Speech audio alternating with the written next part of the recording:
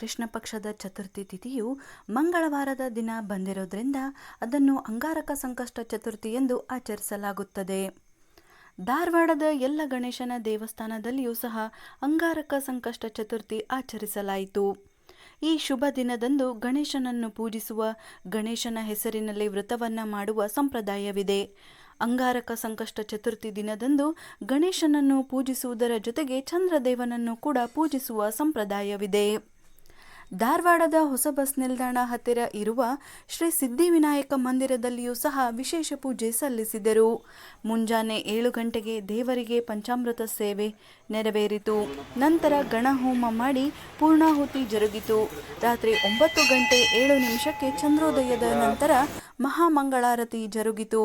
ಈ ಸಂದರ್ಭದಲ್ಲಿ ನೂರಾರು ಜನರು ಭಾಗವಹಿಸಿದ್ದರು.